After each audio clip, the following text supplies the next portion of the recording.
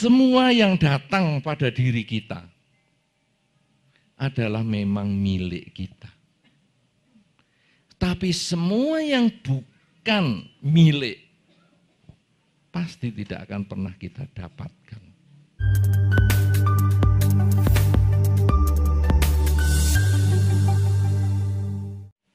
Saudara-saudara, itu dasarnya adalah keakuan. Bahkan di rumah, Anda nonton televisi. Ya, nonton televisi, siapa yang suka nonton televisi di rumah? Wah, banyak. Oke, sip. Itu Anda kan duduk di kursi yang sama. Betul? Ya toh, duduk di kursi yang sama. Satu ketika Anda pulang agak terlambat, atau Anda baru mandi atau baru apa, keluar tempat duduk itu sudah dipakai. Anak Anda atau pasangan hidup Anda. Apa yang Anda lakukan nanti? Minggir. Belum tahu ya tempat duduknya siapa ini? Minggir. Betul? Itu saudara, dari mana dasarnya tidak mau ngalah? Dia sudah dipakai situ, ya sudah tuh pindah sini. Tapi kita tidak mau.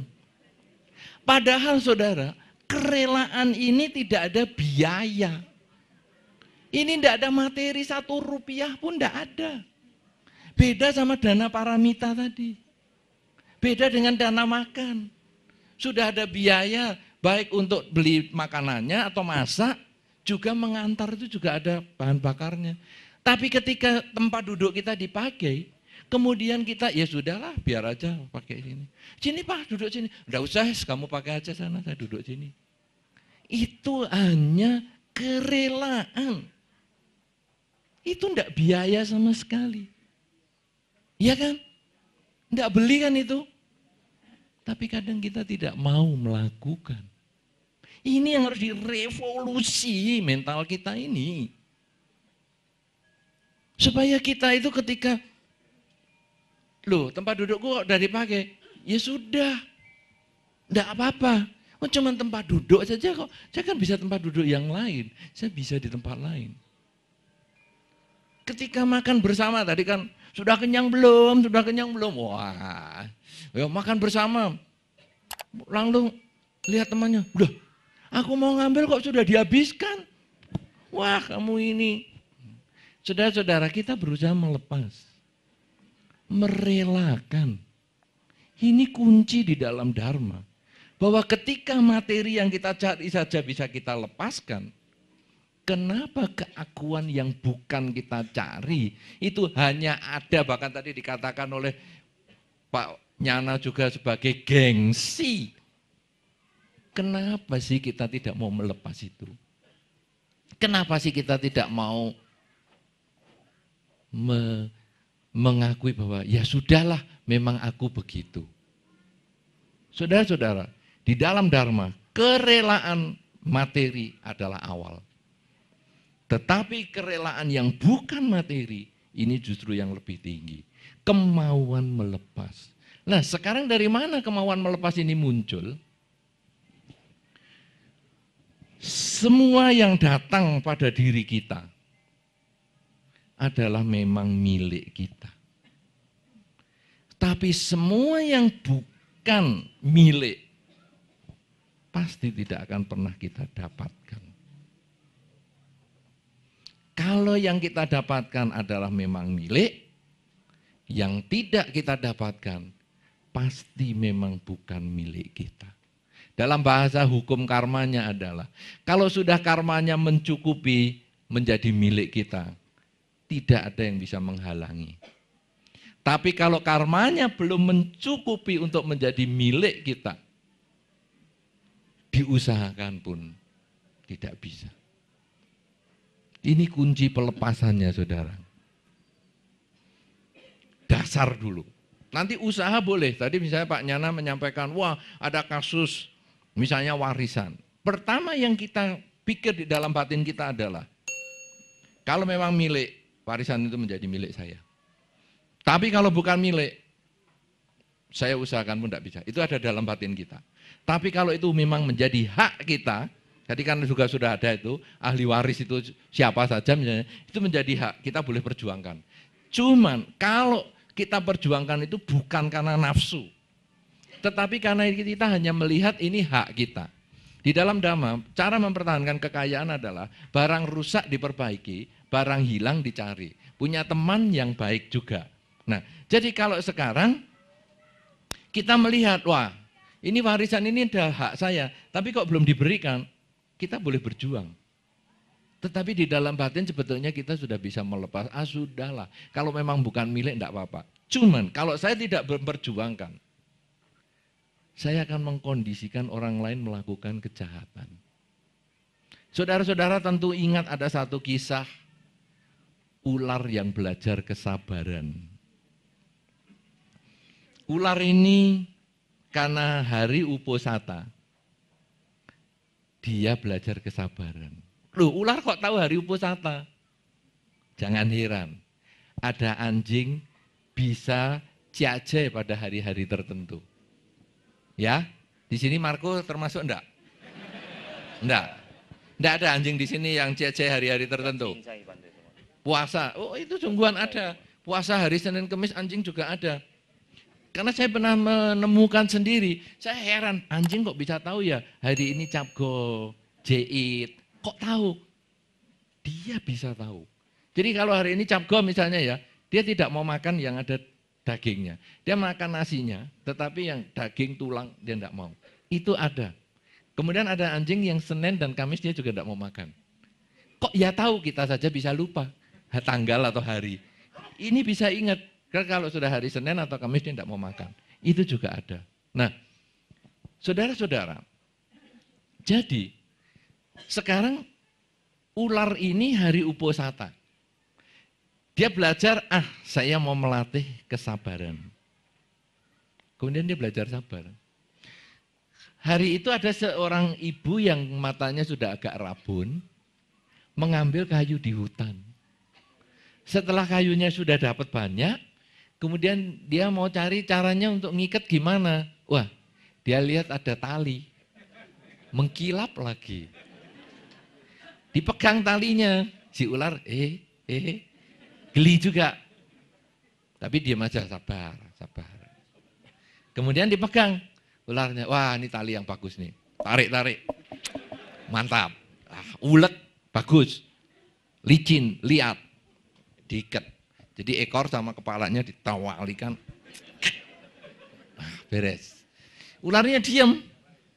Santai dia, sabar. Nah, kemudian sama ibu itu digendong. Bawa pulang, kemudian ular ini dengan sedikit menggoyangkan tubuhnya, dia melepaskan ikatan. Dia enggak bingung, dia enggak, loh gimana nih simpulnya ya? Aku kepalanya sama kaki ekorku gimana? Enggak, dia menggoyangkan sedikit, lepas. Kemudian dia kembali ke hutan, dan dia ketemu dengan seorang pertapa. Dan dia agak sedikit sombong. Hari ini kan Uposatha nih, aku sudah loh melatih kesabaran. Tadi aku dipakai tali sama ibu tua. Wah, badanku ditarik sampai geli semua. Aku biar aja, diemin aja. Dan begitu sudah sampai rumah, sudah aku melepaskan diri, aku pulang sampai di sini. Apa kata si pertapa itu? Kamu salah. Itu bukan caranya berbuat baik. Kamu mengkondisikan orang lain berbuat jahat. Kejahatan itu muncul ketika orang baik diem. Jadi bagaimana? Mendesis. Tidak usah gigit, kasihan ibu tua kamu gigit. Toh apa? Mendesis aja. Dia kan tahu, bukan tali ini pasti. Kalau tali nggak bisa desis. Nah, ibu tua itu tidak melakukan kejahatan. Itu. Nah, jadi kejahatan bisa timbul, satu karena orangnya memang jahat. Yang kedua karena orang baik diam saja. Melihat ada orang jahat bertindak. Ketika kita sudah tahu itu hak kita di dalam batin sudah melepas. Ya sudahlah, memang kalau bukan milik ya enggak apa-apa. Kamu mau ambil silakan.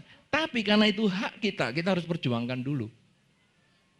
Kita perjuangkan dengan cinta kasih untuk mengingatkan orang itu supaya berkelakuan sesuai dengan hukumnya. Supaya dia patuh pada hukum negara. Loh, tapi kan saya umat Buddha, saya kan patuhnya pada hukum karma. Loh, saudara, umat Buddha itu mematuhi dua hukum. Hukum dharma dan hukum negara. Di mana saja dia harus mematuhi dua hukum ini. Kalau dua hukum ini dipatuhi, berarti dia melakukan dengan benar. Tapi kalau salah satu dilanggar, jangan dilakukan. Satu contoh, saudara. Di dalam hukum dharma, membunuh ayam sebaiknya tidak dilakukan. Ya kan? Karena pelanggaran sila keempat. Betul?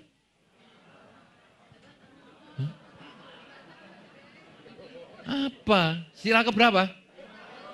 5 ya? 5. Oh, berapa? 1. Nah, betul.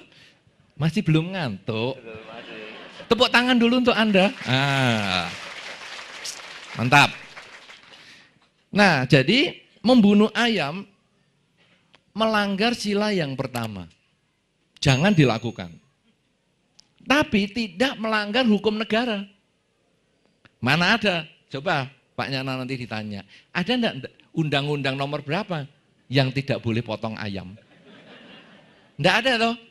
Tapi karena umat Buddha menjalani satu sebagai umat Buddha, yang kedua sebagai warga negara, maka dia punya hukum dharma dan hukum negara. Salah satu dilanggar jangan dilakukan. Dia sudah melanggar hukum dharma, walaupun hukum negara tidak. Maka jangan dilakukan, memotong ayam. Kemudian menurut hukum negara tidak boleh, tapi menurut hukum dharma tidak masalah. Misalnya saja adalah menabrak orang tidak sengaja. Menabrak orang tidak sengaja. Tadi kan ada kasus tuh, ya Pak Nyana nyampaikan tidak bawa KTP, tidak bawa SIM, nubruk orang lagi. Nubruk tidak sengaja. Nubruk orang tidak sengaja sampai mati. Itu kalau hukum negara sebetulnya kena peristiwa hukum itu, ya. Tapi sebetulnya kalau dihukum karma, tidak sengaja, sebetulnya tidak salah. Dan Anda jangan melawan hukum negara dengan hukum karma. Tidak salah nih saya. Wah jelas saya sebagai umat Buddha, saya biku lagi. Yang saya pegang adalah hukum karma, enggak salah. Jangan saya dimasukkan penjara. Hukum negara sudah salah itu. Jangan dilakukan. Ya, nah itu. Nah makanya walaupun Anda mengerti bahwa menabrak orang itu, walaupun kita tidak mengharap, menabrak itu kasus yang tidak disengaja, jangan mengurangi kehati-hatian kita. Karena itu melanggar hukum negara. Kemudian, hukum karma tidak dilawan, atau hukum dharma tidak dilawan, hukum negara juga tidak dilawan. Wah itu jelas boleh dilakukan. Misalnya apa? Menolong orang. Menolong orang, hukum karmanya atau sila tidak dilarang. Jangan menolong orang. Ada. Hukum negara, ya tidak ada larangan menolong orang, malah justru dianjurkan menolong orang. Jadi itu boleh dikerjakan. Dua-duanya melarang, hukum dharma dan hukum negara. Melarang, jangan dilakukan. Yaitu apa? Mencuri misalnya. Mencuri jelas itu melanggar sila yang pertama kan? Jelas itu ya. Hah? 2, ya. Mencuri adalah melanggar sila yang kedua, jelas. Dan di undang-undang, nanti Pak Nyana ditanya juga pasti ada. Pencurian itu ada hukumnya. Kalau dua-duanya sudah dilanggar, pasti jangan dilakukan. Salah satu dilanggar saja jangan dilakukan, apalagi dua-duanya. Tapi kalau dua-duanya tidak ada aturannya, maka itu kita bisa kerjakan. Nah, oleh karena itu saudara-saudara, kuncinya di dalam kehidupan ini sebetulnya adalah pelepasan. yaitu kerelaan yang bukan materi, yaitu kerelaan keakuan. Kerelaan keakuan ini sebetulnya dilatih dulu dengan kerelaan yang bukan yang materi itu. Ya, kita berdana makan, berdana jubah ketika katina, atau berdana apa saja, itu sebetulnya adalah latihan. Tapi yang paling penting, kalau materi yang aku cari saja sudah bisa aku danakan, apalagi keakuan. Aku harus bisa relakan. Keakuan itu apa misalnya latihannya? Menjalankan Pancasila Buddhis, itu minimal.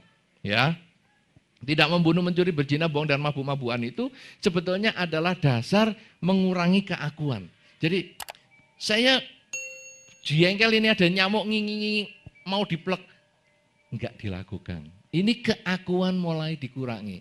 Kalau yang sedikit ini sudah bisa dilatih, nanti kursi dipakai orang, silahkan.